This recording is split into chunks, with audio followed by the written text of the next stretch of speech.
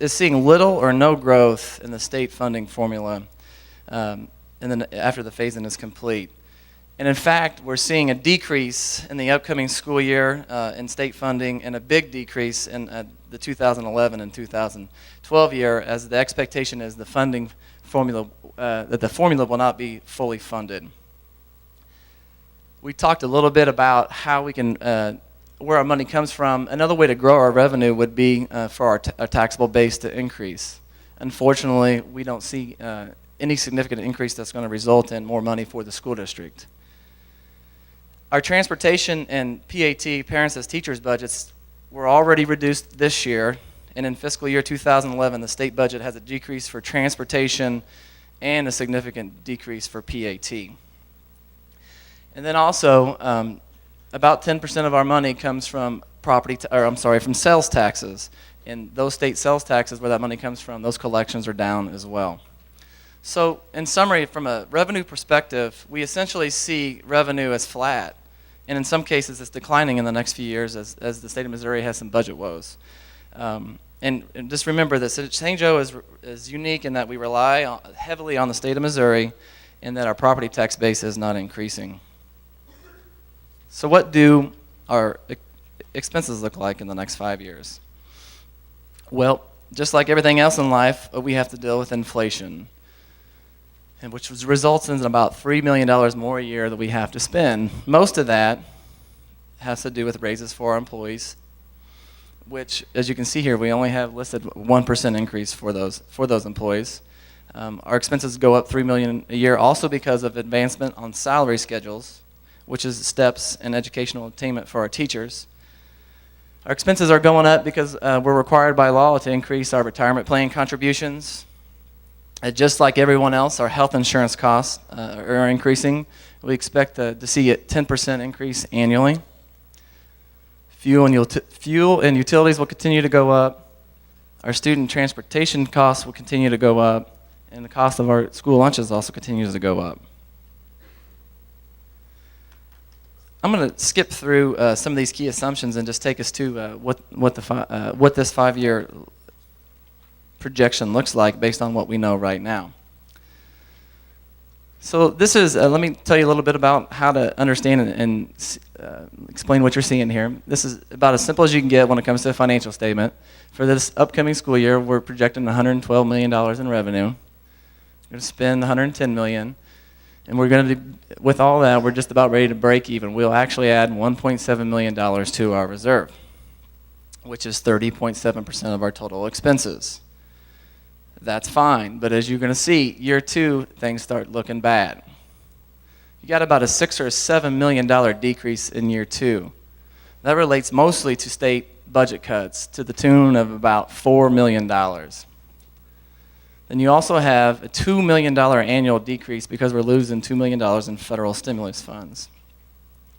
So in just 2 years' time, we're in the red, which means we're spending more money than we actually have coming in.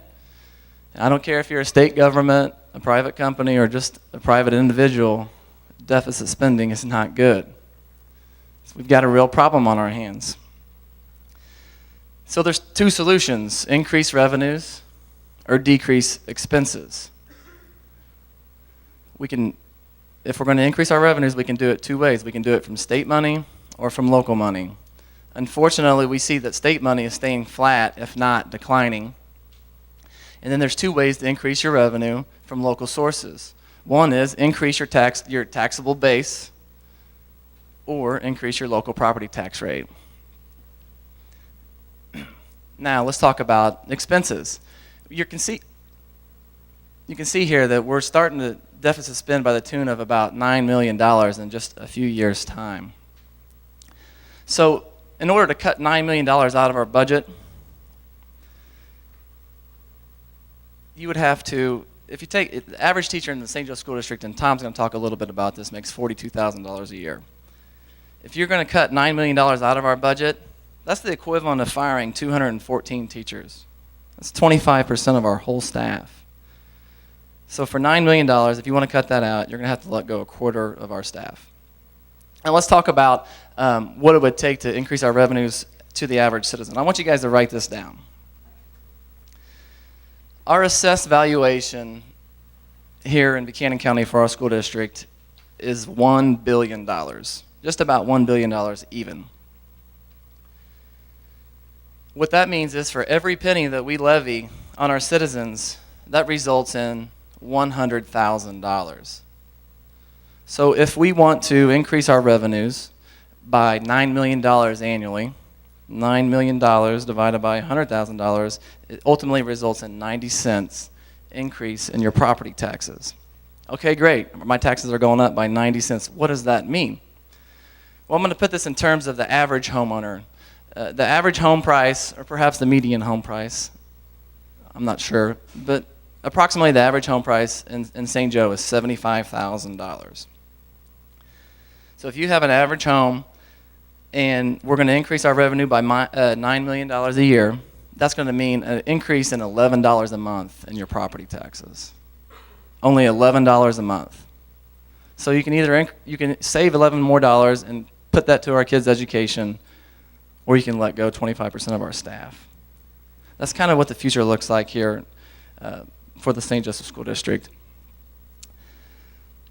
As a CPA and someone that looks at financials on a day-to-day basis, and also as someone that's expecting their first child here in just 2 months, and that child will be coming into the St. Joe School District about this year, this scares the hell out of me. It really does. And I hope that, if nothing else, people understand the dilemma that we're in St. Joe. We have a real problem with our taxable base. We have a real problem that we rely heavily on state for funding. And I just hope that today is the beginning of a process of us understanding that and planning a future for our children, education. At this point, I'm going to turn it over to Tom Richmond, who will tell you about kind of the accountability of the school district and why you can rely on all this information that we're telling you here today.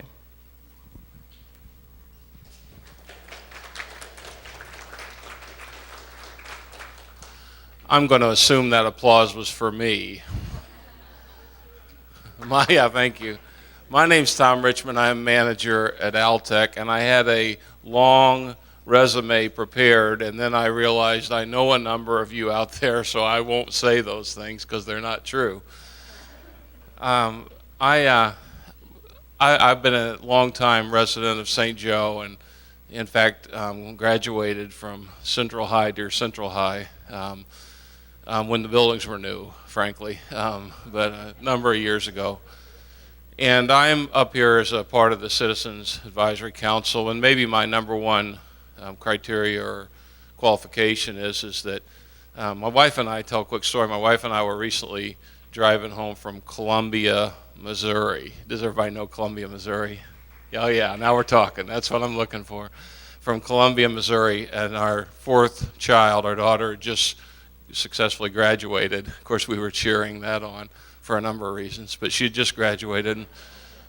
And my wife looked at me and said, you know, not exactly got that done, but you know, a sense of pride, thankfulness in that all of our four kids had completed college, and now we were going to go off. No, I'm just kidding. I'm not going to joke.